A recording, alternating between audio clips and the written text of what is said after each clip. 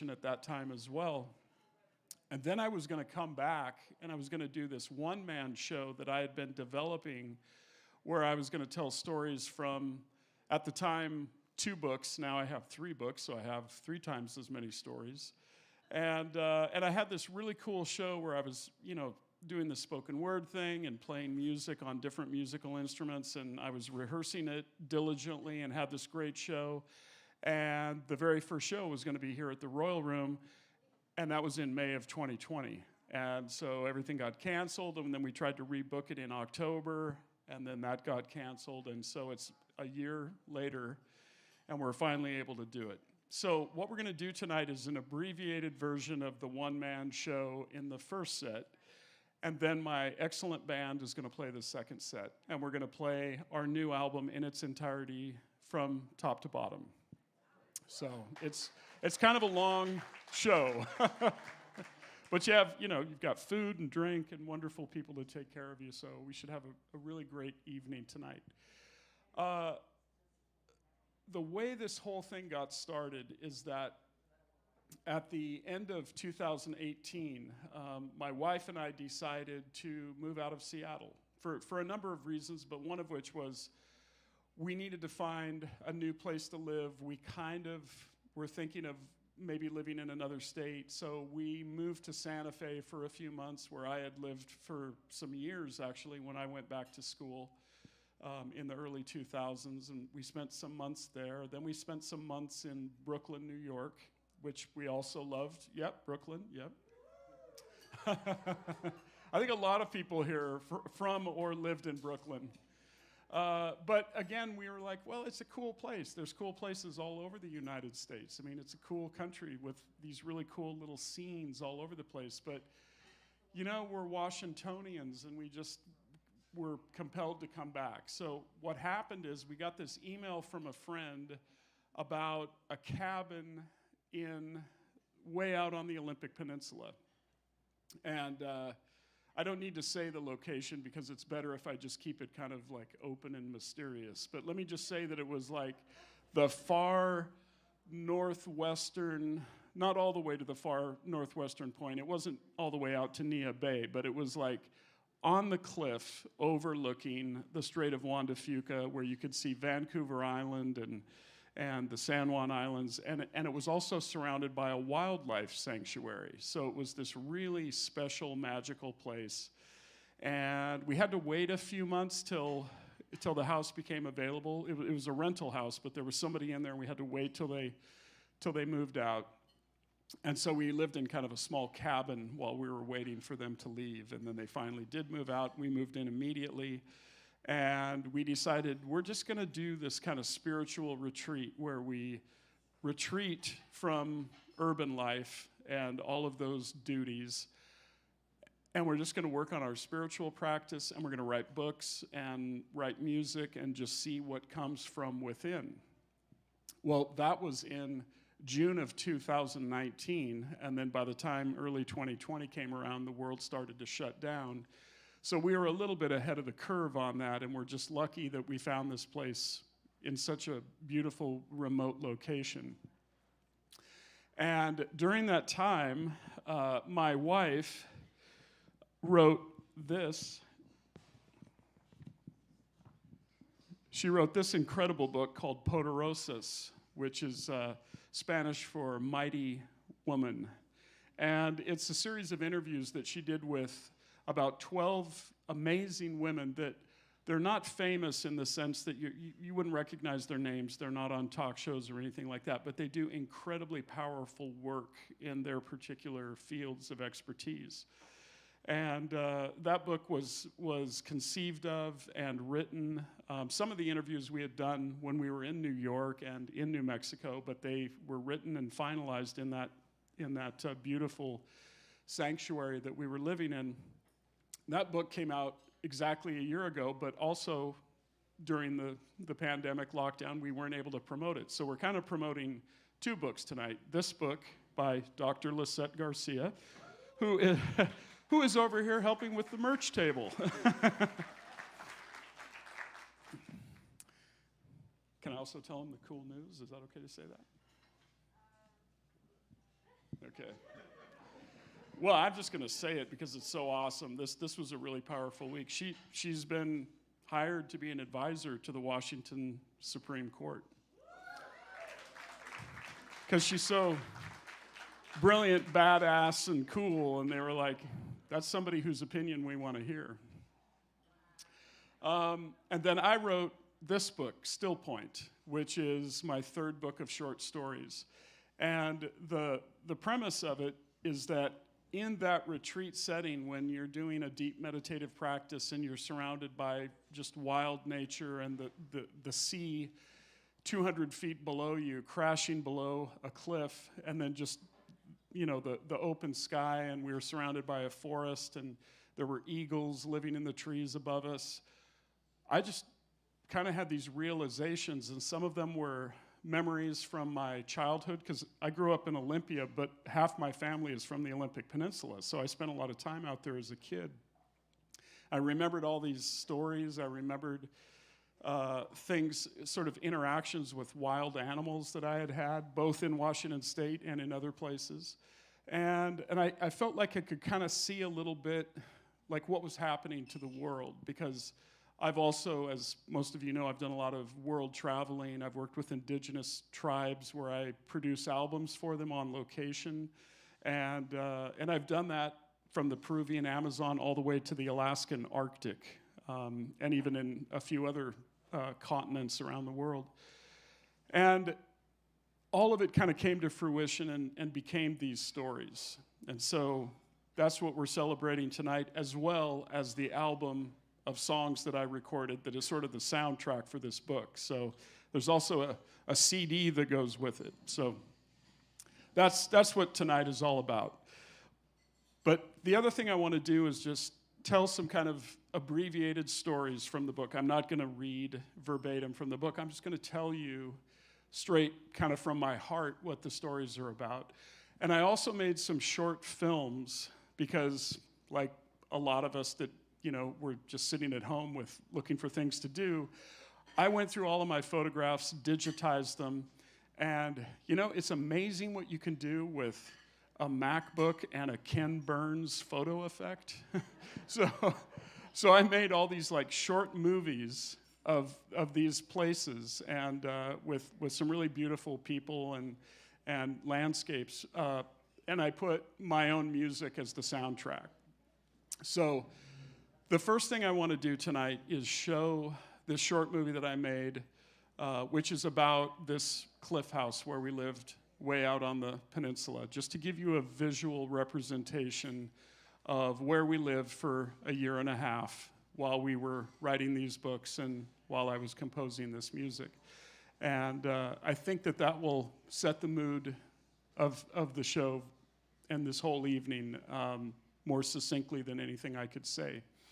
The only thing I want to add to that is the term stillpoint specifically means the moment in your mind when all of the internal chatter and all of the thoughts finally come to a halt, and you just have that clear, awakened consciousness where you see both internally and externally with no outside distortion. And so that's why the book and the album are called Stillpoint, because that was the place that I was coming from, and my wife as well, during that year and a half out on the cliff. So I'd like to start with this first movie, if my lovely wife assistant will.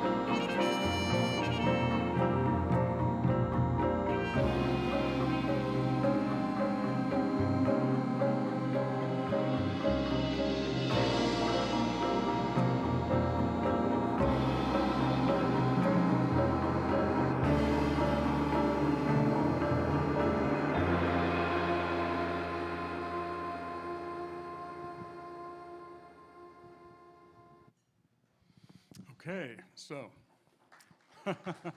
I'm now a filmmaker.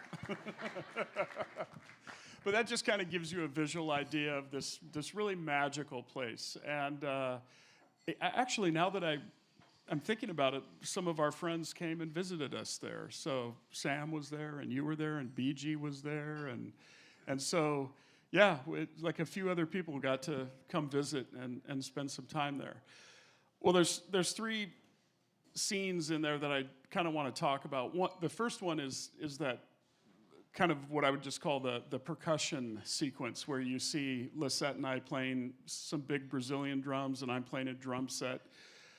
Because it was such a remote place, and because it took a long time to get there and go anywhere, I had to engineer and record everything in this little makeshift studio that I made in the downstairs bedroom.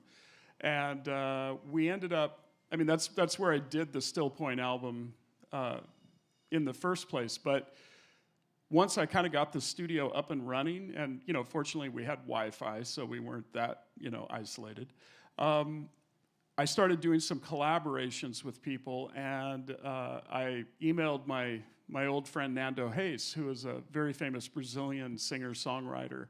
And Nando might even be watching, so hello, Nando, if you are. And there's Brad Lena back there, who engineered the record that we won the Latin Grammy with. So, thanks for coming, Brad. Yeah. So I emailed Nando and I said, hey, we're all locked down. He was living on his farm, like somewhere way out in the Brazilian countryside. I said, let's do a song. So he sent me a song. I recorded the drum tracks in that little studio. And Lisette played percussion, and then I got some other American guys to play on it, like Rich Robinson from the Black Crowes played this really great acoustic guitar track, and Jack and Dino played an electric guitar and did some editing and rough mixing, and then we sent it back to Brazil, and Nando produced all the Brazilian musicians. And last week, what do you know? We got a Latin Grammy nomination for Best Brazilian Song. So that was pretty cool. That's a big category too, because anybody who knows about Brazilian music, how amazing, and it's such a huge music scene down there. So to get into a best song category is pretty awesome. So we'll find out in November how that does.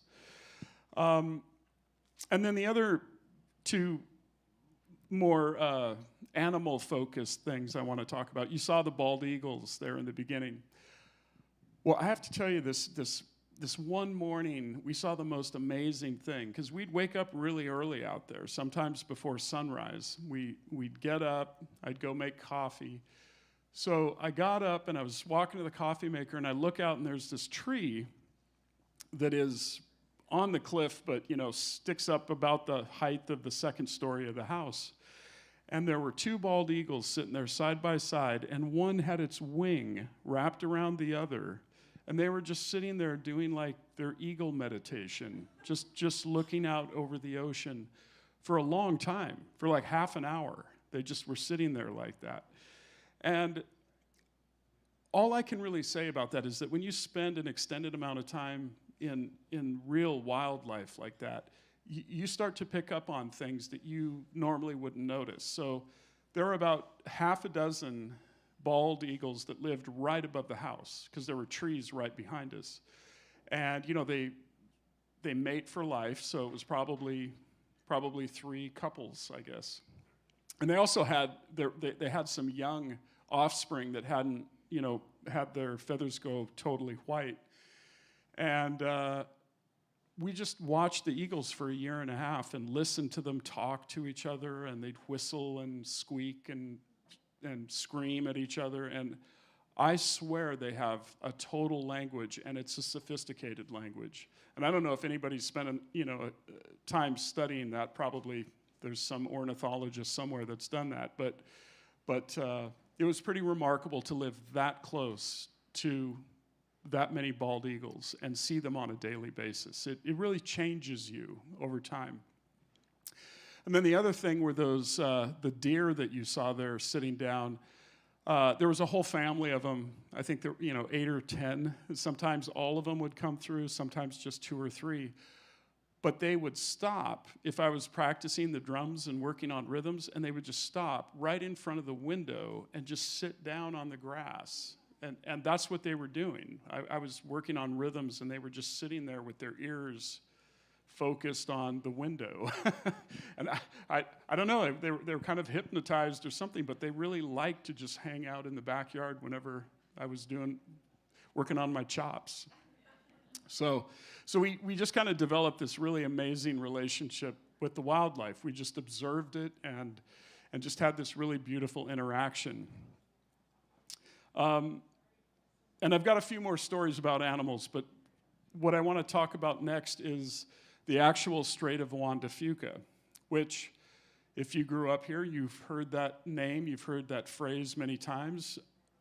Has anybody ever taken the time to research that?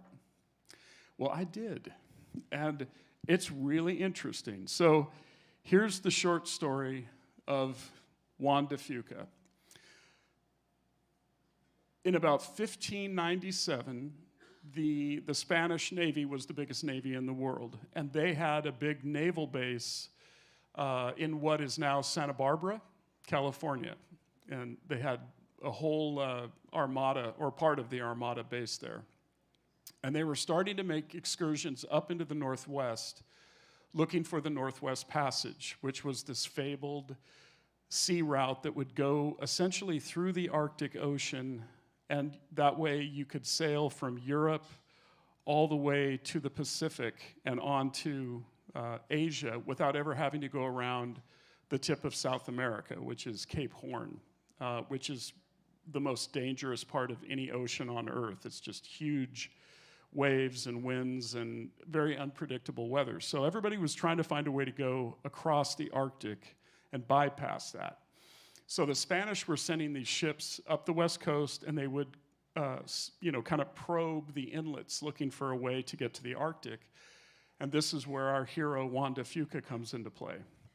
Well, it turns out the Spanish Navy at the time, their protocol was that you had to have an army commander and a naval officer commanding every ship. So you had both branches of the military on each ship.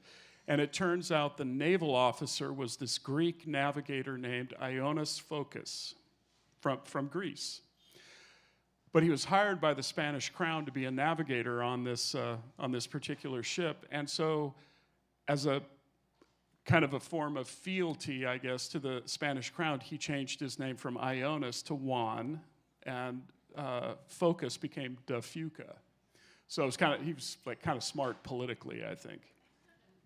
So the navigator on this ship is Juan de Fuca. They sail up, they come around the tip of Nia Bay, and they go all the way through the strait. And I didn't go into ancient medieval Spanish naval records, but I did read kind of a synopsis of it. They checked out Hood Canal a little bit, and then they started going up the Inside Passage. And at some point, they realized that they were starting to go west, because they were probably going up around the southern part of Alaska, and they would have had to circumvent Alaska to even get to the Arctic.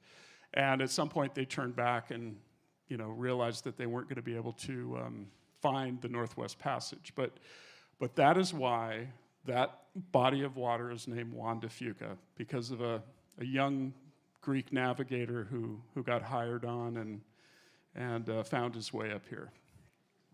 So it's just kind of cool, all of this incredible history that, I wasn't taught that in school, and I went to school here, But another thing that's really interesting about the entire West Coast, including particularly the Pacific Northwest, is that it was this massive trade route with all of the indigenous tribes that went from the southern part of South America all the way to the Aleutians in Alaska. It was a massive trade network. It was equivalent to what they had in East Africa, which was sort of the area of the Horn of Africa, the Middle East, and into the Indian Ocean.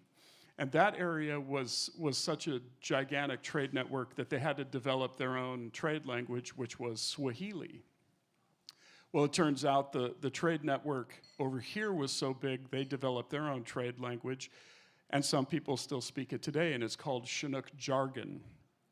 And when I went back to school, I studied linguistics, so we learned some words and phrases which now I can't remember, but this is what education does to you. It gives you all this information and you immediately forget it. But I always thought that was really cool, that we live in this beautiful, magical wilderness, wildlife place. I mean, we have our cities and, you know, our infrastructure, but we're still very close to the wild. And I think that's a really important thing that we need to preserve as Northwesterners.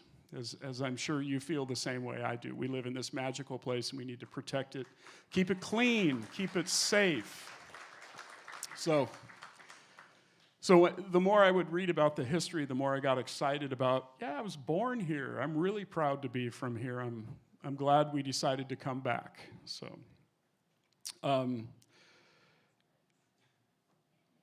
oh yeah, and then a little bit about the whales that, you know, have been making a comeback. And one day, Lisette was looking out the window and she saw a gigantic humpback whale. And it was a ways out in the water, but we could see, you know, how big it was from how far away it was. And it was really cool to see that, because growing up here my entire life, I've never seen a whale, ever. And that was the first time that I saw one too. And it just turned out that there was an article about whale songs that was in some national news story like the same day, and I was like, oh, how interesting. Like, I'd like to know a little more about whale song. And it turns out that back before we had the huge giant freighters with, you know, the giant bunker fuel diesel engines, they're very loud and very polluting, both, you know, to the atmosphere, but also to the sea. The sound of those engines is so loud that it confuses whales and dolphins and any kind of marine mammal that uses sonar to navigate. But these whale scientists, I'm sure there's a proper name for them, but we'll just call them the whale scientists. They kind of worked it backwards, and they realized that the whale songs could go around the circumference of the Earth within 24 hours because of the way sound can travel through clean water, and also it gets relayed by other whales. And so within a 24-hour period, a whale in the Northwest could communicate, in a 12-hour period, could communicate with a whale on the other side of the planet. That's the sophistication of whale communication. So it was just a really magical place to be, because, and like those synchronistic things that happen, you'd see an animal, and then there would happen to be some kind of environmental story that would pertain to that would just sort of inform a little bit more about what we were experiencing. So what I'd like to do is move to the next film, and let me give a little background on this. Right before we moved into this house, I had been, what is the word for it? Not hired, because I do this. This is sort of like the pro bono work that I like to do. I was asked and commissioned to go to the Alaskan Arctic and record an album for the indigenous Gwich'in tribe. And the Gwich'in are an Athabascan people that are related to the Navajo people in the American Southwest. But the Gwich'in have been in the Alaskan Arctic for about 20,000 years. It's a very, very old culture. And they wanted to record the stories of their elders and document these elders that were, you know, while they're still alive. They were 80, and one of them was, I think, 90 or maybe even a little bit older than that. And they wanted to document their stories and their music. So I flew up there. I took, Alaska Airlines up to Fairbanks, and then caught a bush plane up to Arctic Village, which is about 200 miles north of the Arctic Circle. And it's the last village before you get to the Arctic coast, just on the other side of the Brooks Range. It's the farthest north I've ever been, and I've actually been up there twice now in the last 5 years. And I've been to Alaska many times to give guest lectures at the University of Alaska, because I have a connection with the department head up there. And so while I've been doing, my own records and producing rock records and, doing world music records, I've also stayed engaged academically and working directly with these tribes. So I flew up there with a huge backpack and a giant duffel bag full of recording equipment. I set up in the community center, which is just one great big long house, and the elders put the word out, okay, come, tell your stories, we're going to record them, you can speak for as long as you want. Well, this went on for about 4 days and about 8 hours a day, and I ended up with over 20 hours of storytelling, which actually isn't that much when you consider the immense oral history of any indigenous tribe. It's massive. But I literally had, over 20 hours of people telling stories about what the Arctic was like back in the early 1900s, almost 100 years ago. So we recorded all the stories and then recorded the music, which was a combination of fiddle music, because the fiddle was brought there by fur trappers in the mid-1800s, by Irish and Scottish fur trappers, mixed with their traditional,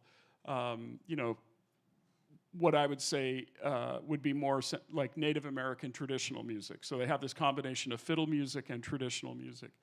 And then they said, okay, that's great. You've got, at that point, it probably had like 25 hours of material in there. They're like, can you make that into one CD? And a CD is 80 minutes. So during this time in the house, I sat there with headphones on, and my wife would bring me coffee, and I would just sit there with headphones and with my notepad and okay, those 2 minutes right there, that's great. Let's grab those 2 minutes and we'll put those on the CD. So I basically made a CD that had the highlights of 25 hours of stories and songs. But what this film that you're going to see is just sort of imagery of the landscape and of the beautiful people up there. And I want you to kind of see what the landscape looks like, and then I'm going to kind of tell you what's going on there now with the climate crisis, because I think it's important, those of us that have been physically in those places, like the boots on the ground, I can tell you what's really going on, but I'd like you to see it with your own eyes to begin with.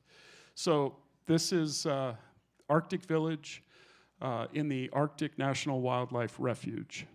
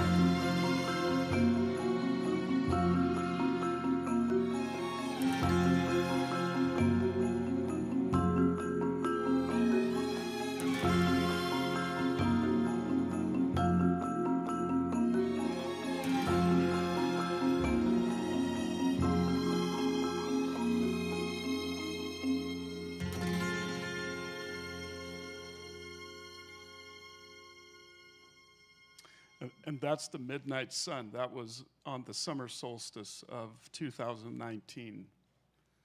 And so you're so far north that the sun never sets. It just kind of does this little circle in the sky, and it never gets dark, and you don't really sleep. So there's kind of this kind of manic, magical energy up there. And of course, in the winter, it's the exact opposite. There is no sun and it's pitch black. Well, what I have to say about the Arctic is that it actually looks really similar to the Amazon rainforest, which we're going to look at shortly. I made a short film about that. There are thousands of these little lakes and little rivers and creeks, and there is this beautiful boreal forest, which is the last forest before there is no more forest. And it is incredibly green and lush in the summer. In fact, the day that I landed there, it was 80 degrees. So that also gives you an indication of the temperature change. It was 80 degrees, 200 miles north of the Arctic Circle. The locals there, as I said, the 20 hours of storytelling that I recorded, they talked about all of the birds that used to migrate through there, because it is one of the largest bird migration centers on the planet. Because as you can imagine, all those rivers and lakes are full of fish and insects. So birds from all over the world fly there. They sort of gorge on all the fish and the insects, and they raise their hatchlings, and then they fly to every continent on Earth. In fact, there's one bird that goes all the way from the Arctic to the Antarctic. It just goes back and forth like that. So it is this incredible center for wildlife, but what's happening is with global warming, the ice seal under the permafrost has melted, so all those rivers and lakes are just being absorbed into the soil. And you saw in some of those photos, you could see little blue lakes surrounded by green around the perimeter, and that's how much the lakes have shrunk and receded. What that's doing is it's affecting the salmon runs, because the rivers become shallower and they don't have enough depth for the salmon to do their spawning. It's obviously affecting the bird migrations. And perhaps the most egregious thing is the loss of the Arctic ice, because it's just retreating further and further from the coastline, getting smaller and smaller. So ironically, now you can go through the Northwest Passage. Like now there are freighters going across the Arctic because there's no ice up there. But what's dangerous to us is that that's kind of the air conditioner of the planet. It reflects all of the solar radiation back. So I'm not saying this to sound doomsday or anything like that. I'm just saying this is what is happening. And we're going to have to find ways to correct the way we live and how we're going to learn how to live in balance, because it's very off balance in the Arctic. It's changing very rapidly. And those changes are going to start moving further south, to the larger, the larger cities and places like the continental United States. That being said, I've been to Alaska 7 or 8 times now. It's one of the most incredible places on Earth. Anybody else here go to Alaska frequently, or maybe to work? But all of my grandfather, yes, he's enthusiastically waving. Both of my grandfathers worked up there. My dad worked up there. I mean, technically, I work up there by, helping make records up there. But it's a really magical place, and I highly recommend you visit it if you ever get a chance. So I came back from the Arctic, and my wife was working with a client in Silicon Valley, and I hadn't seen her for a really long time, and I was like, you know what, I'm not even going to go home. I'm just going to fly straight to San Francisco. And I met her at her hotel, which was like right in the middle of Silicon Valley. And it was so weird. I was living in a tent on the tundra, and those grizzly bear tracks were really close to my tent. That's why I took the photo, so you could see that. And all of a sudden, I'm in Cupertino, or whatever what was the name of that suburb? Oh, Palo Alto, okay. But there's like electric cars, and they don't have drivers going by, and you know, it's like this really nice hotel that I would never stay in, but you know, her client put her in this, and it was great for about 2 days, and I was like, I got to get out of here. I got to go back to the Northwest. So I, you know, got on a plane, flew back, and we were moving into the new house. We had the keys, but we hadn't fully moved in. So I had all my musical equipment in a storage unit not far from here, actually, and I had to make multiple trips, you know, to get all my studio stuff out to the house. And one day I was carrying this huge box, and I was walking up the driveway, or not the driveway, but the actual pathway to the house, and I looked down, and I almost stepped on this gigantic snake, and it was a garter snake, and we've all seen garter snakes, but this is not an exaggeration. This thing was like 4 feet long and about as fat as a garden hose. I mean, it was just huge with bright yellow stripes. And so I did that thing like when you're mid-air, but you jump backwards. It's physically impossible to do it, but somehow if you see a snake, that's what you do. And I didn't want to step on it, and you know, really didn't want to hurt it any more than it was probably just as scared of me. So I avoided stepping on it, and she slithered away into the salal bushes, and I never saw her again. But it reminded me of this story that I'm going to tell you, and I didn't forget this story, but I kind of tucked it back in my mind because I thought, that's such a sacred story. I'm not sure I just want to carelessly tell the story. But I'm going to tell it to you tonight because all of the things that have been happening in the world make me feel like this is the time to tell it. And I'm going to preface this by saying that I've worked with indigenous people most of my adult life since I was in my early 20s. My mom's side of the family has a lot of indigenous people that are blood relatives of ours that go back to my grandparents and great-grandparents from the Cherokee Nation. And so here in Washington, I've worked with both Cherokee and Lakota people. I've done a lot of their ceremonies. I've tried to learn as much as I could learn from them. I have deep reverence and respect for all indigenous cultures because of the ancientness of them and the incredible wisdom that they carry. So this story I'm going to tell you happened in 1997, and I was on my way to New Mexico I was driving my Ford F-150 pickup truck, and I had a 1979 Triumph Bonneville motorcycle in the back the greatest motorcycle ever made, or one of them anyway. And I had bought it from a friend of mine that was moving back to New Zealand, and he needed to get rid of his motorcycle, and I was like, I'll take it. And I bought it, I put it in the back of my truck, and I immediately drove to New Mexico to ride it all around the Southwest. And had this, you know, really incredible road trip just by myself. And then I left the motorcycle in New Mexico with a friend of mine, and I thought, you know, I'm gonna take a different route home. And I wanted to go through the Navajo Nation, and I specifically wanted to go to the Hopi Nation, which is a much smaller reservation in the center of the Navajo Nation. They're kind of landlocked in the middle of it.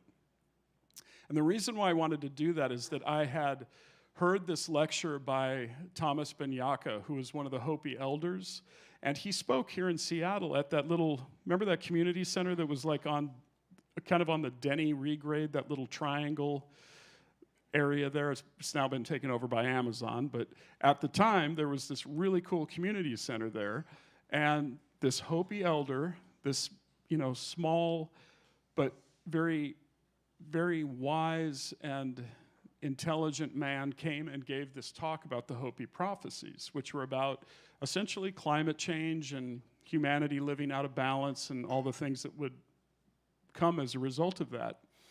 And I thought, I want to see where Mr. Banyaka came from. I want to see his home village. I'm just going to go and just pay my respects.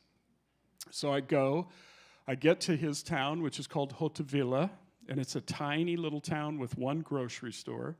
And I walked in to just get a bottle of Coke. And I should preface this by saying the drive out there, it was absolutely clear sky, like cobalt blue, not a cloud in the sky. super hot. It was in the middle of summer, so it was probably 90 degrees at least. And I walked into the store, and there's this elderly man behind the counter, and I said, "Hello, sir.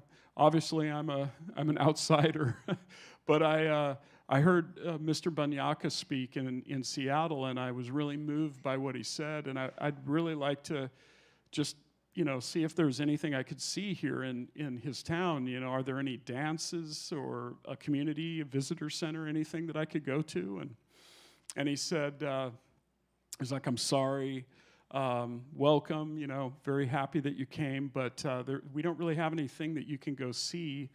I'll tell you, though, they're doing the snake dance, which is a rain dance, but it's called the snake dance. And it's a very important and sacred dance, and it's going on today, but I'm sorry, you can't go. It's not for outsiders. It's only, for people, local people in the tribe." And I totally understood. I was like, yes, I know exactly what that dance is. I've read about it. I'd seen photographs of it from, the early 20th century.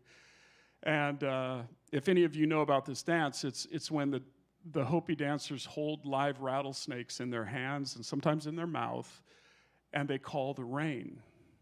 And the rattlesnakes are the messengers that call the thunder beings, and the rain comes after they do this dance. So I thanked him, and I didn't ask any more questions, and I bought my bottle of Coke, and I got back in the F-150, and I started driving down the highway. And I was going pretty slow, it was hot, I wasn't in any hurry to go anywhere, and there's just one lonely highway, going out into the desert, and there's sagebrush on either side of the highway, and it's just a 2-lane blacktop road. And I look off on the horizon, and I see these just gigantic thunderheads, like a wall of gray steel coming on the horizon. And I can see lightning bolts like shooting down from the bottom of the thunderheads, like all the way to the ground. And they're not that far away, like they're right there. And I'm like, wow, that's happened in the last like 15 minutes. And I'm continuing to drive, and all of a sudden, all these rattlesnakes start darting out from the side of the road, right out of the sagebrush, just shooting across the highway at a very fast, just like an electrical lightning bolt, just shoo, right across the road. And there were dozens of them. I don't know if anybody in the room seen a rattlesnake in the wild, Like you have? I have on a hike. I saw one cross the mountain path, and I gave it plenty of room to go by. But it's just not something you see. It's not a common thing to see. And these were dozens of them. And they would just shoot across the road right in front of the thunderheads. So I just slowed way, way down, and I'm sure I was the slowest pickup truck on any American highway that day, just very, very slowly driving down the highway. I'm telling this story because it came to me when I almost stepped on the giant yellow striped garter snake in our front yard. And it just reminded me of the power of indigenous medicine, like how powerful and how real it is. And I've thought about it over the years, and I didn't tell that story in my previous books because I just thought that is a really personal story, but I think it's important to tell it because what the medicine was showing me was like, it's not your place to be in the snake dance, Of course, I understand that. And to be honest, I'm not sure I really would want to be a witness to that. But I spent a lot of my life on the highway as a touring musician, decades of my life. So I'm familiar with the road. And that was how nature wanted to show it to me. Nature wanted to say, this is real stuff. There are medicine people that can call the rain, and that's how they do it. So there's no punchline to that story. That is just like the reality of the power of indigenous medicine. And that's all I really want to say about that. One other animal story I want to tell. This was kind of a special one because we had a family of coyotes living in a little gully next to the house, and I don't know how many there were. It seemed like there were maybe half a dozen of them because we'd see little ones and we'd see, a couple of big ones. And every time they'd make a kill, that's like when they start yipping and yodeling is when they're celebrating. And there were rabbits everywhere because it was a wildlife refuge. And that's sort of like the favorite snack food of a coyote. And so we had this like very healthy, happy coyote pack living, 100 yards from our house. And we heard them all the time. And one day, we were sitting in this little like side room by the garden, and we were just sitting there drinking coffee, reading books, just sitting there quietly. And I kind of felt this presence, and I looked over my shoulder, and there was this tiny little baby coyote that had snuck up behind me and grabbed an apple, like right off the tree behind me, and just pulled the apple off. And then it had it in her mouth and was just chewing the apple, and the apple was just falling out both sides of its mouth. And we just started laughing because if you've ever looked a coyote in the eyes, they're just crazy yellow, like cartoon hypnodisc eyes, just spiral eyes. And she's just like eating the apple like, yeah, I got it from you. And so we started laughing pretty loud, and she got spooked and was just gone. Like in a second, she disappeared. Well, anyway, we'd see these little coyotes. They'd kind of follow us in the car when we'd come home and kind of play tag with us, but kept a safe distance from them. So one day I woke up, and there were two coyotes sleeping at the base of a tree in the backyard, doing this, just kind of in a yin-yang symbol. And I thought, okay, that's cool, but probably we shouldn't have coyotes living like right in the backyard. Like we're getting a little too familiar. They need to be back out, in their little den. So I thought, what am I going to do about this? Let me get on the internet, do a little research, and it says a good deterrent for coyote is wolf urine.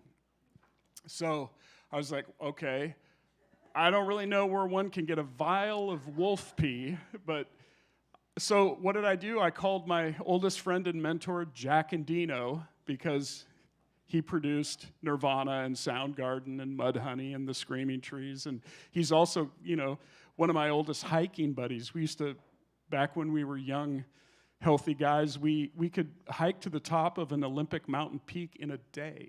We'd go all the way to the top and back in one day, which, I don't think I'd get very far at the age I am now. But I called Jack and I said, okay, I've got coyotes living right in the backyard. What should I do? And Jack said, why don't you just go out there and pee, Close enough. So I go, the coyotes are gone at this point. I go out, I pee on the sleeping spot, and I'm kind of like, I got the jump on these cats. And that night, they were howling and howling and howling. It was almost like, they knew that we knew, and they weren't going to be able to come back to our backyard. So, a month or two goes past, and we don't hear the coyotes anymore. They're just not there. And it's getting close to Christmas, and we get invited to this Christmas party, and the guy that lived in the house, in the adjoining property, really wonderful guy, and he goes, boy, I don't know if you heard the news on this, but that other guy, that angry guy, there was like an old, angry old man, the angry old man on the cliff, the person you never want to become. That guy didn't like the coyotes, and he went out with his hunting rifle and just shot the whole pack of coyotes and threw their bodies off the cliff. Just right down onto because the cliff was about 200 feet above the ocean. He just threw the bodies off the cliff. And I was just incensed about this, because he wasn't from here. He was just a rich guy that, bought his piece of land and just thought, well, it's my land, I'll kill the coyotes, even though they weren't on his land. And, against better advice, I just didn't confront the guy about it. And we just thought, well, you know? He'll get his karma one of these days. That's the way it works. But about a month later, another family of coyotes moved into that same den. And so by the early spring, we started to hear little pups. And I just thought that was the most beautiful way to really look at how nature works. You know, they were totally supported by the land. The rabbit population was massive. They never, were aggressive to any human. And when this guy killed them, there was a little pause before the next family came in. And I think that shows the resilience of nature, because we all saw that during the pandemic. We saw how, you remember on the internet there were like packs of deer going into shopping malls? I mean, that was awesome. It was sort of like they just decided to take it back. And, the canals of Venice were suddenly clear. You could see the bottom of the water, you could see the sandy bottom. And I think that's the best metaphor right there of nature, is that it will just come back, given the opportunity to do that. The rivers will clean themselves. The fish populations will come back. The birds will come back. And I just think it's a really important thing for us to really think about. Okay, the last thing I want to say before we go to this next video is about my work in the Peruvian Amazon. I don't know if anybody was here when I did that short presentation in 2019, and I showed some photos from the Peruvian Amazon. But what happened when I went back to school in the early 2000s, I got accepted into this anthropology program where I could study ethnomusicology, linguistics, cultural anthropology, all the stuff that I naturally love. And I got accepted into this graduate program, and my field assignment just sort of landed in my lap. And I was asked to go to the Peruvian Amazon and record the healing songs of the Shipibo shamans who live in the upper Ucayali River basin. And the Ucayali is an upper tributary of the mighty Amazon. So it's, probably 2,000 miles upriver from the Amazon, but it's part of that same giant river basin. So in 2004, the Screaming Trees broke up in 2000. I was doing some studio work in Los Angeles, but for the most part, I was kind of free to go do whatever I wanted to do. And I got this assignment, and I embraced it. So I went to the Peruvian Amazon with, again, a backpack and a bunch of recording equipment, recorded all of these healing songs, and worked on this documentary film. So the photos you're going to see in this next short film, most of them, the really good photos were taken by this professional cinematographer that was making a documentary film, but there's also some photos that I took of the landscape, of the rainforest. And the music that you'll hear is 2 songs that are called Icaros, and these are sacred healing songs from the Shipibo shamans. And I should say this too, the Shipibo are a matriarchal culture, so the women are the name holders, the land holders. We've been there together. My wife and I were there in 2018, and the women run the show in the upper Amazon, let me tell you. And it's really cool the way they do it. So the grandmothers teach the granddaughters, they teach them the songs. And of course, there are male shamans too, and they're incredibly powerful as well, but they defer to the wisdom of the women. And what you'll notice is that the shamans have these beautiful, these garments that have these designs, these patterns. And what those are the song lines. And they represent their music by not writing it out, but by weaving it into their clothing. So they literally wear their healing songs. So this is a little bit longer film. It's about 7 minutes long, and it starts with a field recording that I made in the middle of the night, so you can hear how wild and beautiful the Amazon rainforest sounds. And then you'll start to hear the singing of the shamans. And also, the way I sequence the film is that it starts in the upper Peruvian Amazon, but then goes all the way down to the Brazilian Amazon, because I've also spent a little bit of time there. So all total, I've been twice in the upper Amazon, twice in the lower Amazon. And this is why my wife is so awesome. When we went there the second time, I hadn't been there in almost 14 years. And we've been in communication, through email. And I did the same thing with their record that I do with my records, is I put them out through Sony Music, which is my distributor, and then they get 100% of the royalties, which ends up, it's kind of a lot of money, because this music has become really, really popular in the last 10 years.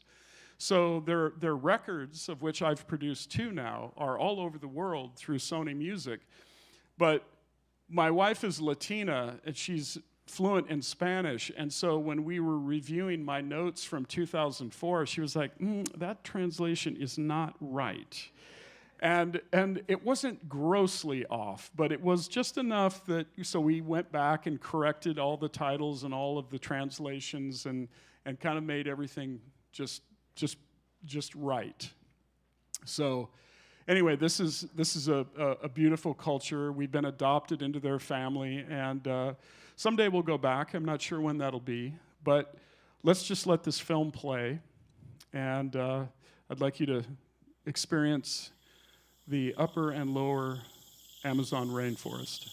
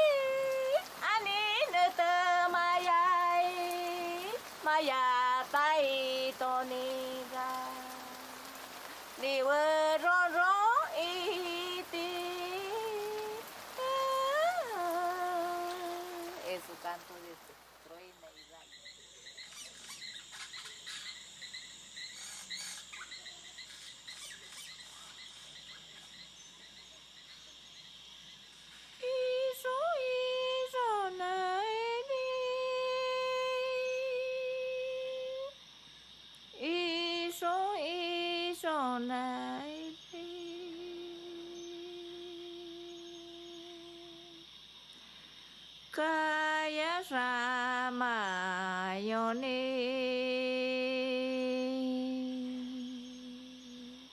awayo rasa mabi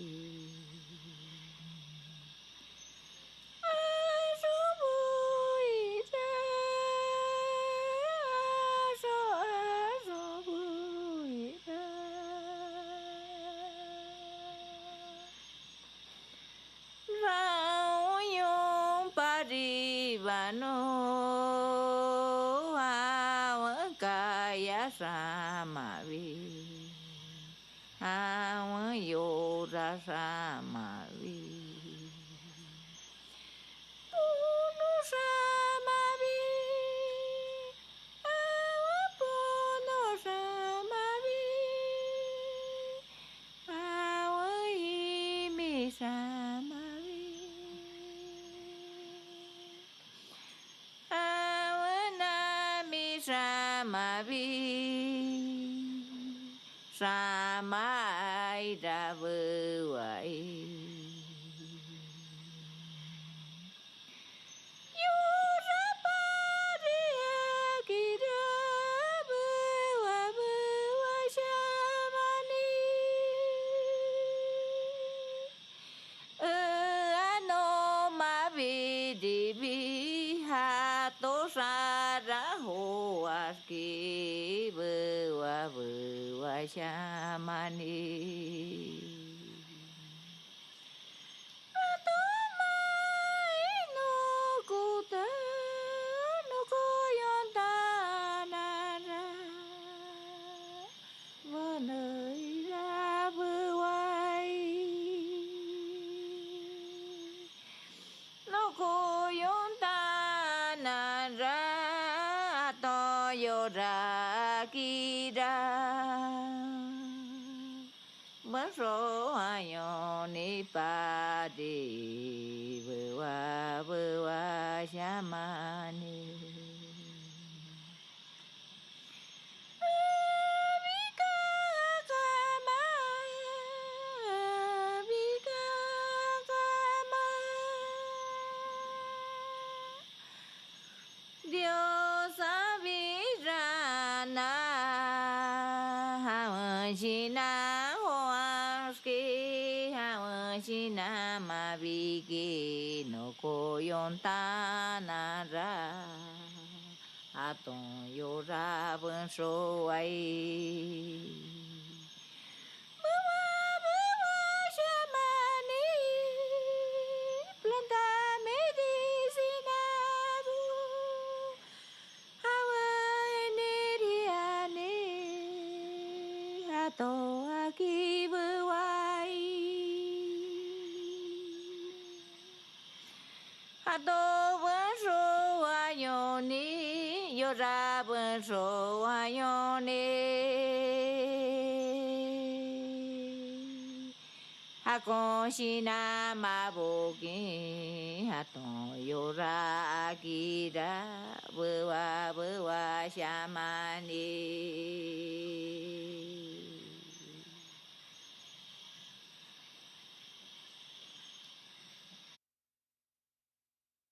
Amazon.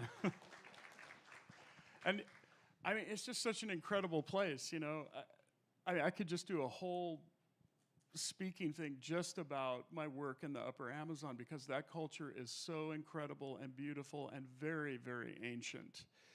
And then there's just like this kind of wild craziness to it, you know, like you can pull your boat up and, you know, for 5 Brazilian reais, you can buy a Coke and hold an anaconda, you know, which is not something I did, but, you know, that guy was kind of walking towards me and I just was walking back. But the Amazon rainforest is in much the same condition as what's happening in the Arctic. You know, I'm sure you've seen in the news how it's really bad in Brazil. The government there is just allowing this slash and burn where people just go out and just burn down a huge portion of the rainforest and can just claim it, sort of like land grabbing, and with the idea that they're going to convert it to agriculture. But there is so much more value in the rainforest. And for example, 20 to 25% of all the oxygen generated on Earth comes from the Amazon rainforest. So about 1 in 4 of your breaths came from the rainforest. Not to mention that it's a huge carbon filter. So if it burns down, which they say if it keeps burning at the rate that it is, the entire forest will be gone in 20 years. So some of us within our lifetime. It's not as bad in the upper Amazon which is largely because it's so, there's not a lot of industry up there. I mean, there is some oil drilling that has been going on in Ecuador and a few other places like that, and it's terribly polluting, obviously. But the upper Amazon is very wild and dense, and it's not so easy. You have to go everywhere by boat. But once you get into the Brazilian Amazon, you know, there are roads, and the river is huge, and there are giant freighters going up and down the river. So the industrial pollution is just that much greater. So once again, I don't have anything to say to you like, here's what you can do this, do that. People have been trying to do that, you know, basically since Sting started his, the Rainforest Foundation back in the 1980s, and it just doesn't seem to make any difference. But what I do know is that the universe gives us signals, gives us signs, and there'll be something that comes to you individually, some kind of a message or an idea of something you can do to help try to preserve it. Sometimes it means not buying something that is continuing to propagate the destruction. But again, I can't tell you what those things are. You'll just know on your own if you stay open to it. But what I can say is it's one of the most magical and magnificent things I've ever seen on Earth, to be in the Amazon rainforest. And it would just be awful if it wasn't preserved for future generations to see that. I was looking at my watch and realizing I'm going over time, so I'm going to kind of skip to this last film because, I mean, in a way, it's connected to the experiences that I had in the Amazon and in the Arctic, which is all about community. And for me, you know, being from the Northwest, and, you know, I moved to Seattle in 1987 and maintained a residence here until 2018. So I've been here for a very long time, and now, you know, we just live down the road in Olympia. But one of the things that I always loved about the Seattle music scene was the camaraderie that we all had back in the mid-1980s when it started to come together. And that was because there was an infrastructure in place that allowed all of our bands to thrive and flourish. You know, obviously we had Sub Pop Records, but there are also a whole bunch of other record labels from Bellingham all the way to Portland. There were multiple venues to play. Maybe the most important thing is there were places for the bands to rehearse and to record. And my definition of a music scene is probably different from the current generation of what they call a music scene. But my definition of it is when the musicians can afford to live in the city where they make the music, where they can rehearse, where they can make records, where... Okay, good, we're in agreement here. Where they can be a thriving part of the community. Because what I've seen is cities where that kind of gets stamped out, you know, through bad urban planning and just developments that don't consider the arts. You kind of kill the soul of your city when you do that. Fortunately, again, we're from the Pacific Northwest. This is a very resilient place, and we will always have great musicians from here. It's sort of like we say in Olympia, it's in the water, you know. But I just would like to reiterate that that's really how I feel. Like, if you want to maintain the soul of your city, you got to make sure that the musicians can live there, can work there, can record and make great records, and that's how. It's huge. And I remember back in the peak of this, you know, like in the mid-90s, the Seattle Times did this kind of microeconomic breakdown of what the music scene was. And it was like about $500 million a year the Seattle music scene was generating through all the ancillary things that came from all of those great bands. I'm sure it's contracted, you know, radically from that heyday. But it doesn't mean that it can't come back and continue to be vibrant and garner that international attention that it still does. So the last film I want to show is about a documentary film that we are currently finishing. In fact, just yesterday I got an email from the director that he's finally done a rough cut of the film that I'm going to be able to look at. It's 90 minutes long. And it's about the time that I brought C. Dell Davis to Seattle. Does anybody remember? You remember that because you were there. Anybody else remember that? Yes? So C. Dell Davis, he's passed from the earth now, but he was 91 years old, and he was a Delta blues legend back in the day. And I was introduced to him in 2001, and over the course of 20 years, we made 3 albums together, did a whole bunch of touring. We did a full national tour. Peter Buck from REM was the rhythm guitar player. Actually, that's not true. He was the bass player. He's the guitar player in REM, but in that band, he played bass. I played drums. We kind of had this all-star band. Skerrick played saxophone. Dave Carter, who's going to play trumpet tonight, he was the trumpet player. And we did a full U.S. tour. We did tours in the Deep South. And I got a lesson every day in American history and race relations and Jim Crow laws and everything that man had experienced growing up in the Deep South as a black man who was also, he'd been terribly handicapped by polio.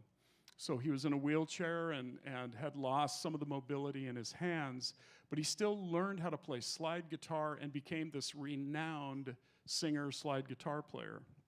So in 2015, we had just made a record in Mississippi in 2013, and it was this really great, like, just dirty Delta blues album. And I said, C-Del, what do you say we go up to Seattle and let's do a show, but let's also do a studio session and make another album, and I'm just gonna call all my rock and roll friends, and we're just gonna make this kind of great all-star album and just get everybody together so that they can learn from you as much as I've learned from you. So we made this album, we filmed all the recording sessions, and the subsequent film, when it finally does come out, kind of features like what I think are the best and brightest of about 3 generations of Seattle musicians. So obviously I'm in it because I'm the ringleader, I put it together, but the Black Tones are in it. Aaron Jones is in it. Mike McCready from Pearl Jam is in it.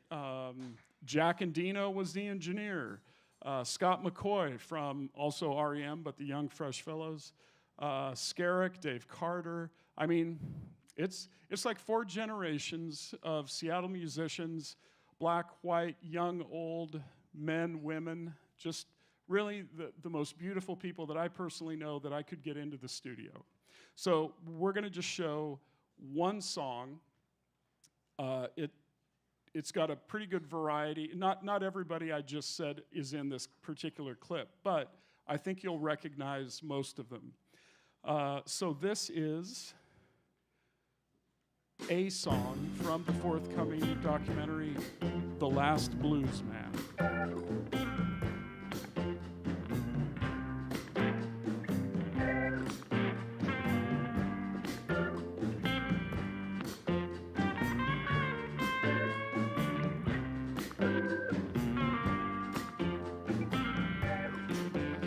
Got it bad, baby. You know I've got it bad way back in my mind. I've got it bad, baby. I've got it bad way back in my mind. You know I was sitting here wondering, baby, will you ever come back home anytime?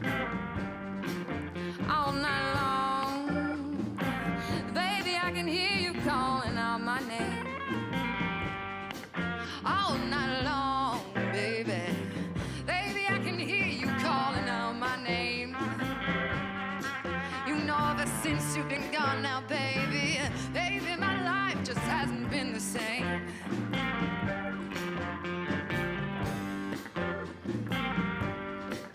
Every day I done gone wrong. Every day I come home. I love you, baby. I do. Every day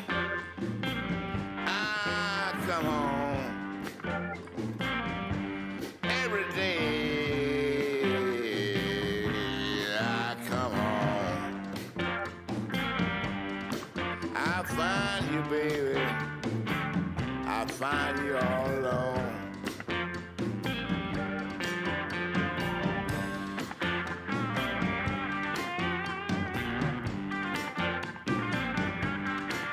Every day I find you gone.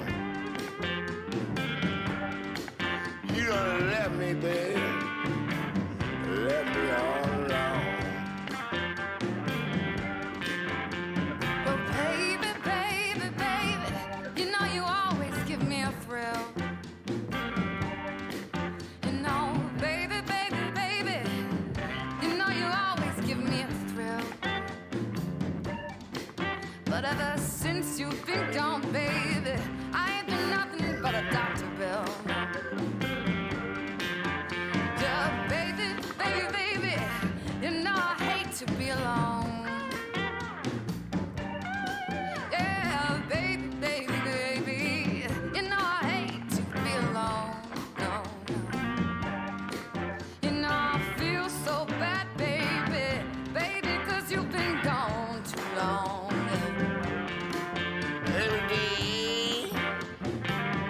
Every day in a week.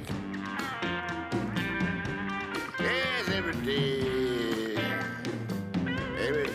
in a week. Why you left me? I get to see.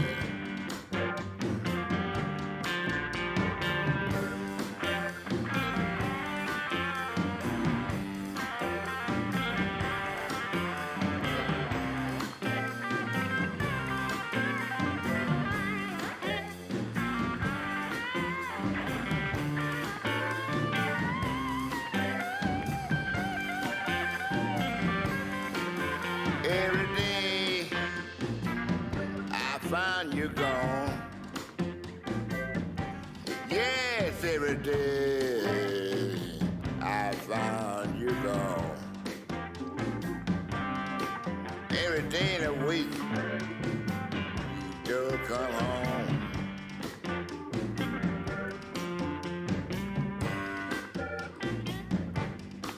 Oh, baby.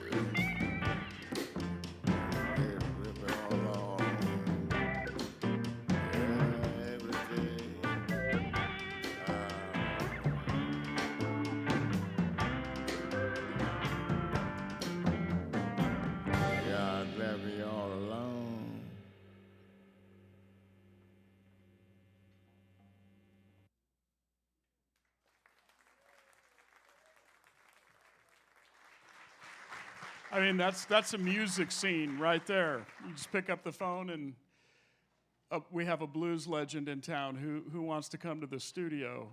Everybody. So, well, that's really my presentation. I would have liked to spend more time, and maybe when I finally get to do the full one-man show, we'll do that. But I got a little bit of time. If anybody has any questions, I am happy to answer. And it doesn't have to be on the stuff that I've talked about. It can be completely different. No? Okay, yes, back there, sir. When did I recognize my mortality? When I had a shotgun pointed in my face. Yeah, rather harrowing. What's that? Oh no, that's a dark story. But yeah, I mean, I've had that was one time, just a crazy guy. Yeah. Something that makes me happy. Well, I think my favorite artist of all time is John Coltrane. And when I got married to my wife, we walked down the aisle to A Love Supreme.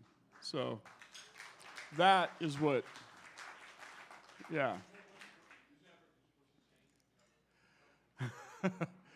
Okay, and somebody here had a question. Yes, yep, sure.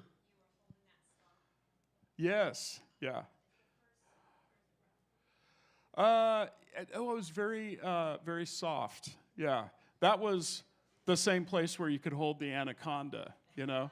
And it was kind of strange because it wasn't like a huge tourist thing. It was literally a local place where you could stop and get gas for your boat. So like the sign, those were Brazilian reals, so 5 reals is about $2. So, you could buy a Coke or a beer for $2 and fill up your boat with gas. And, for an extra 5 real, you can hold the anaconda or I chose the sloth, so.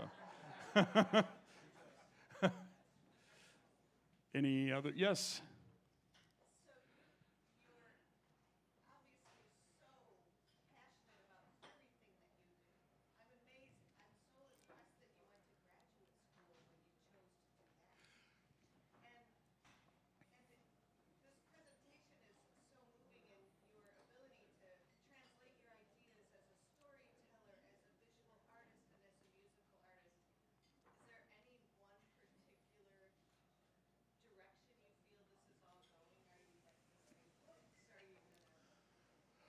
Well, it is kind of connected to going back to school, because I will say I really loved being in school. I loved learning, because I was a music major the first time around, and then I was ethnomusicology linguistics when I went to graduate school. So I always loved learning. And, I spent all of the 90s on the road playing rock and roll with Screaming Trees, Mad Season. I played with REM for a little while, and it was great, because I got to see the world. But there's really only so much you can learn from that, and it gets tiring. So going back to school was a way to stimulate my mind, and then it just turned out I was really good with field recording. And I'm a studio producer, so I know how to produce in the studio, but it's different when you have to set up your equipment in the middle of a rainforest and, make a good quality recording. So I just have found a way to do that like I said, it's a pro bono thing that I just do as my contribution, and I get so much joy doing that. It's almost as fun as what we're about to play tonight. So it's just a different a different facet of that. Thank you. Yes? So north of the Brooks, south of the equator, both sides of the Pacific. Yeah. Anywhere you play, where would you play again? What's like your favorite place to play? All of you know the great percussionist Cheon Diop. Do you know Cheon? Because he plays here. Right now he's back in Senegal because he's a Wolof drum master, and he's been back in Senegal for about a year now. But I went to West Africa with him in 1997 to study with his family, and I'd love to do a music tour in Africa. And, that used to happen in the 60s and 70s. You could go over there, and there were clubs where you could play. And I don't know how you do that, but that's the one continent that I haven't played on. And I'd love to play in Africa, because again, so much cool stuff over there. Incredible music and cool people and amazing food, and West Africa, or anywhere in Africa for that matter. Any other? Okay, well, I really want to thank you for sitting through that. And I'm gonna take a short break, and then the Barrett Martin group is gonna come out, and we're gonna play this album in its entirety, the Stillpoint album, which has been getting a little bit of airplay on KNKX. You might have heard some of it. And I'll introduce that band. In the meantime, if you're interested, what's that? No, not here. No, that was because no. Yeah. So, and my wife's awesome book, Poderosis, about powerful women that she has worked with, and my books, and the lovely Dr. Chelsea Bailey will assist you with those purchases, assisted by the lovely Dr. Lisette. We only have PhDs doing our merchandise. So anyway, thank you.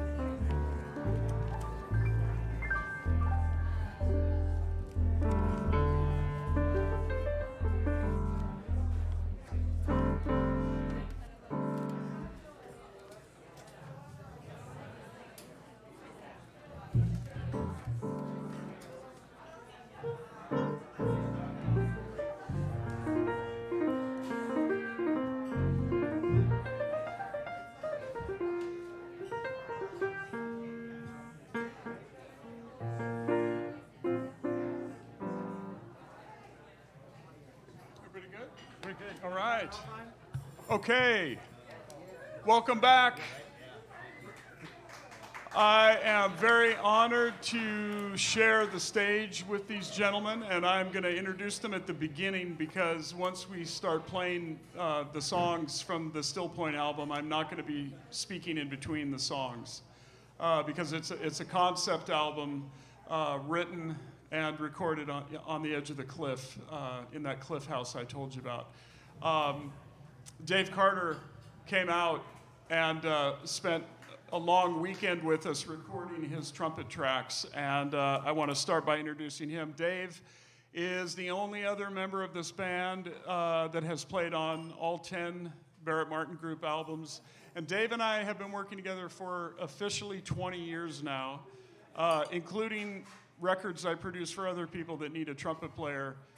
There's my first phone call, so please welcome on trumpet tonight, Dave Carter.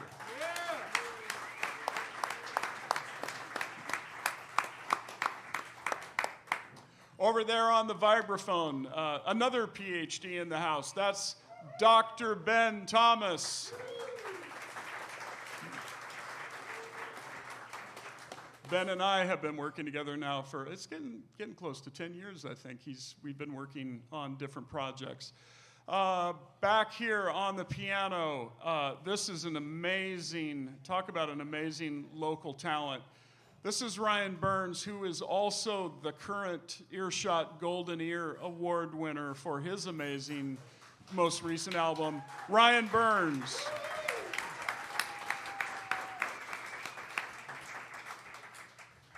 Back here, our newest and youngest member of the band, my grandson.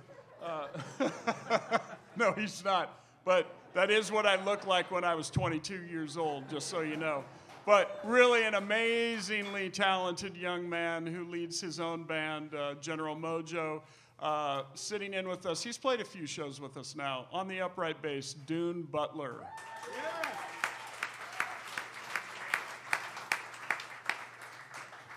My name's Barrett Martin, and we are going to play the Stillpoint album from top to bottom. Please enjoy the show.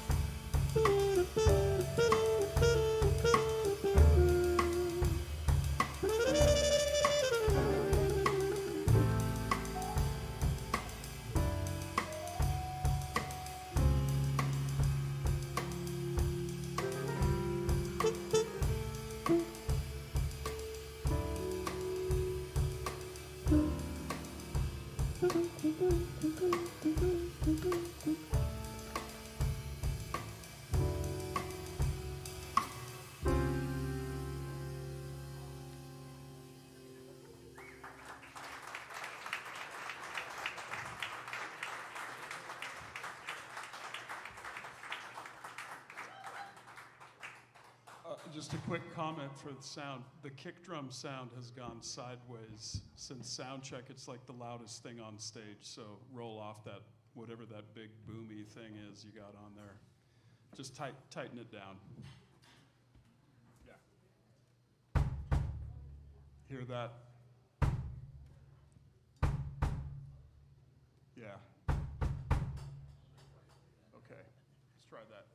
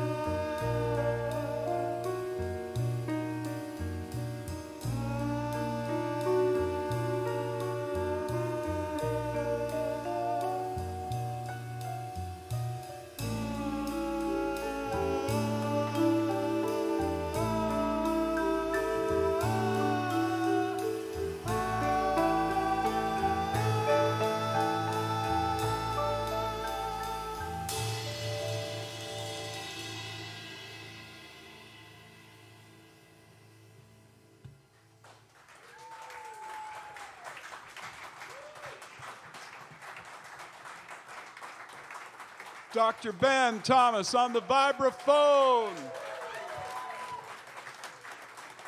Can I just say something? I love the matching color combination of the shirt and the vibes. I've never seen black and blue vibes before, but man, that was some black and blue playing. That was nice. On the trumpet, Dave Carter.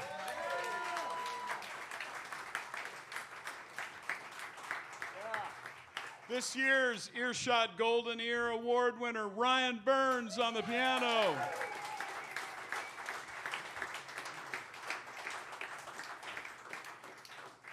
The youth of the band, Dune Butler on the upright bass.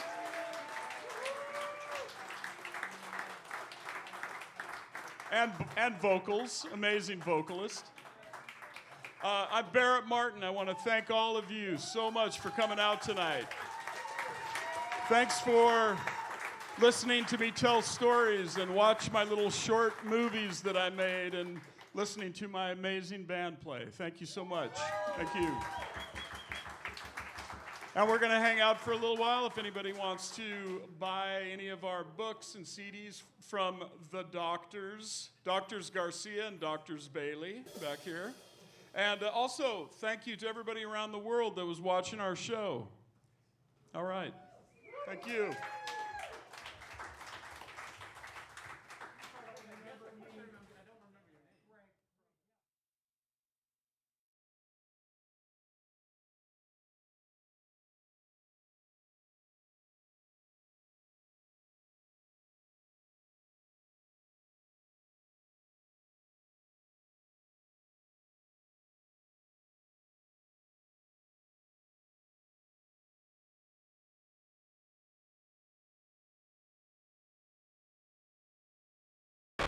Music is alive on Loud Swell.